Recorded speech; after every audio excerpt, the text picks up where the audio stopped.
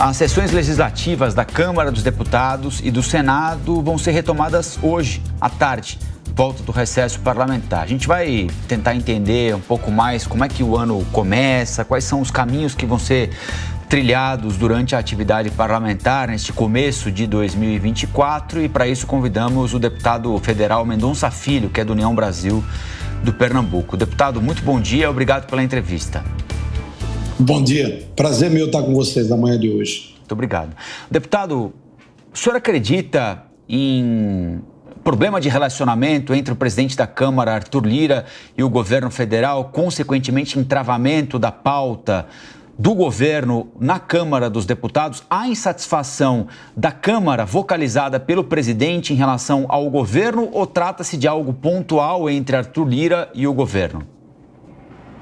Bom, eu não posso falar pelo presidente Arthur Lira, sou porta-voz dele. Evidentemente que tenho lido muitas especulações com relação a uma insatisfação por parte do presidente, tendo em vista o não cumprimento de alguns acordos. Mas eu posso avaliar alguns procedimentos do governo que, ao meu ver, agridem o parlamento, como, por exemplo, a questão da desoneração da folha. Essa medida foi votada e aprovada nas duas casas do Congresso Nacional. Depois o governo vetou, o Congresso derrubou o veto e, mesmo assim, no final do ano, o governo editou uma medida provisória reinstituindo ou recuperando a chamada oneração da folha de pagamento para vários setores que geram muitos empregos na economia brasileira. Então, para além do mérito da proposta, se ela é positiva ou não, se contribui ou não para a geração de empregos, eu acho que quando o governo age dessa maneira, está confrontando diretamente o parlamento. E aí não há pessoa só do presidente Arthur Lira, é de toda a Câmara Federal, de todo o Senado da República, porque houve uma decisão legítima, aliás, decisões legítimas de votações e também derrubadas de veto por parte do parlamento. E o Congresso precisa ser respeitado pelo Executivo e eu estou demonstrando um item que, ao meu ver, será muito importante e que será muito relevante em termos de debates nesse início do período legislativo em 2024. E se o senhor me permite, deputado, eu vou acrescentar um outro item, que são os vetos do presidente Lula, em especial o veto feito no orçamento em parte das emendas parlamentares, emendas de comissão, um veto de quase 6 bilhões de reais. O Colombo leu hoje os destaques nas capas dos principais jornais. Acho que foi o Globo, Rafa, me corrija se eu estiver enganada.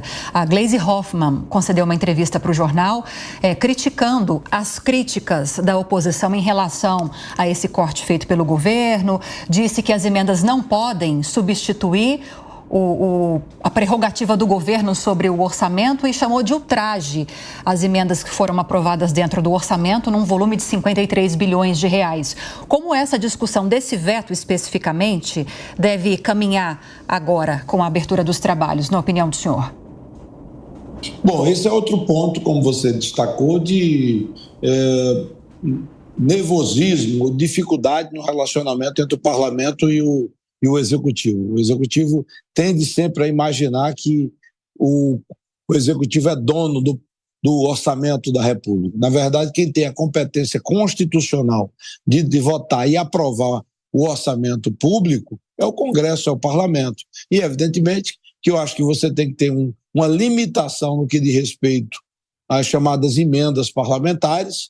A gente precisa ter uma visão estratégica daquilo que interessa ao país, de investimento na área de educação, saúde, infraestrutura, segurança pública, mas, ao mesmo tempo, você também precisa preservar um cronograma de execução de emendas que não gere discriminação e uso por parte do Executivo de barganha em cima do próprio Poder Legislativo. É muito comum se assistir, não é uma particularidade do atual governo, se utilizar a liberação ou não de emendas parlamentares, o intuito de emparedar os parlamentares e o próprio parlamento como um todo. E isso aumenta o poder de fogo, a força do Poder Executivo frente ao Congresso Nacional. Eu acho que o Congresso, quanto mais independente, melhor para a democracia e para a representatividade popular. Então, esse ponto específico que você destacou, e de forma correta, ele vai causar um debate bem intenso no parlamento nesse ano legislativo, porque a grande maioria dos parlamentares desejam o cumprimento e a liberação das emendas parlamentares sem barganha por parte do Executivo e com um cronograma pré-estabelecido que fortalece, ao meu ver, o próprio processo democrático. Deputado Amanda Klein quer fazer uma pergunta para o senhor também. Amanda.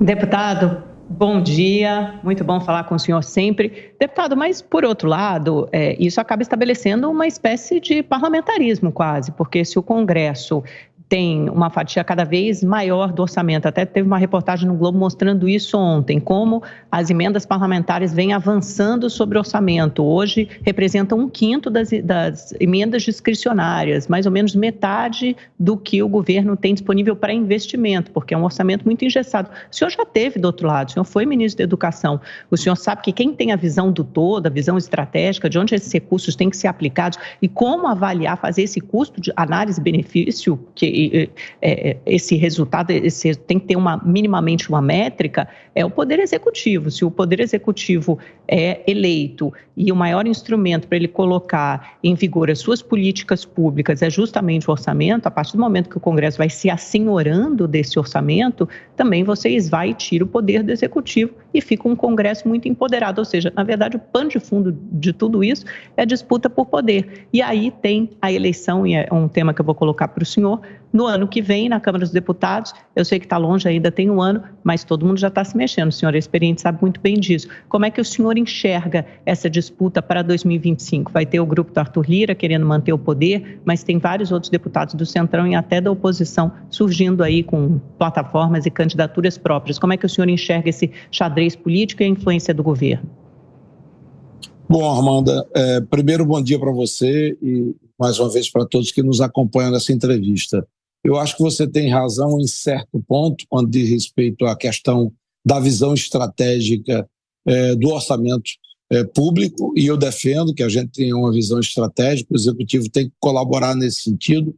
No início da minha explicação, eu defendi esse espaço de competência para que a gente possa ter políticas públicas nacionais em várias áreas. Citei especificamente a educação, saúde, infraestrutura, segurança pública. Agora, a competência de votação, a elaboração e deliberação com relação ao orçamento público é sempre do parlamento. Aliás, está nas origens da própria democracia na Inglaterra, quando surgiu as primeiras atribuições do parlamento, elas diziam respeito justamente a limitar os poderes do monarca e, consequentemente, ter uma representatividade popular para definir aquilo que deveria ser prioritário ou não do ponto de vista de liberação de recursos, tendo em vista o orçamento geral público, federal, nesse caso na Inglaterra, e evidentemente se replica para as principais democracias do mundo. Além disso, todos os parlamentos do mundo exercem poder com relação àquilo que deve ser priorizado do ponto de vista de orçamento. A grande maioria do mundo desenvolvido pratica o chamado orçamento impositivo, ou seja, não existe parte do orçamento que é executado e parte do orçamento que não é executado a critério do Executivo.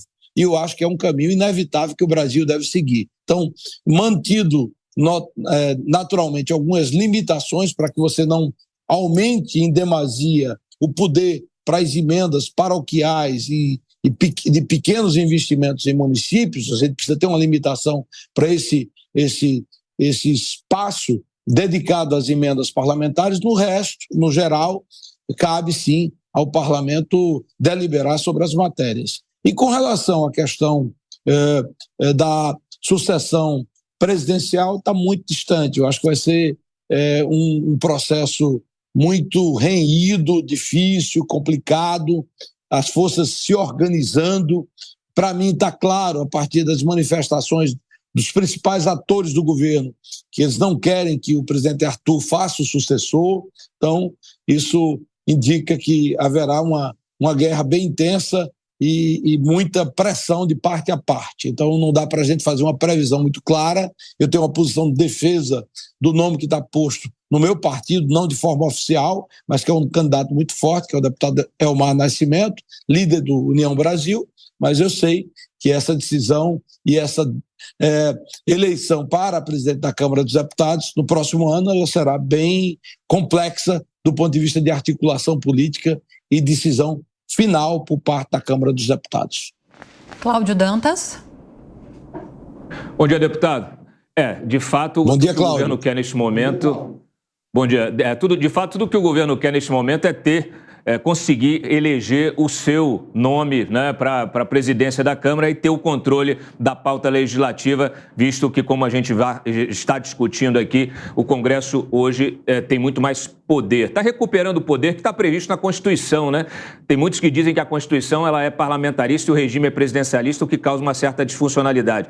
Mas eu queria lhe perguntar o seguinte: tudo bem, o Congresso está com muito poder sobre o orçamento, mas a gente tem visto boa parte aí da oposição reclamando que o Congresso precisa também fazer sua defesa institucional, visto que algumas prerrogativas estariam sendo violadas pelo Judiciário.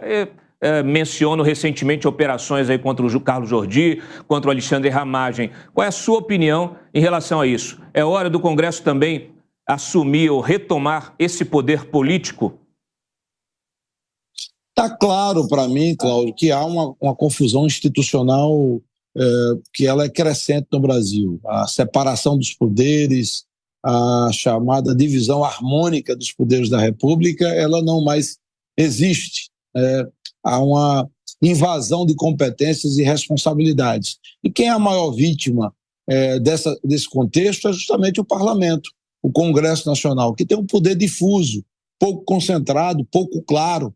E, evidentemente, que muitas vezes o Executivo invade espaço de poder do Legislativo e o Supremo Tribunal Federal, claramente, ao meu ver, em muitos pontos, tem realmente invadido o espaço de poder que é do Parlamento, do Congresso Nacional. E a gente precisa colocar isso, cada um no seu quadrado, né? Porque não é bom para a democracia.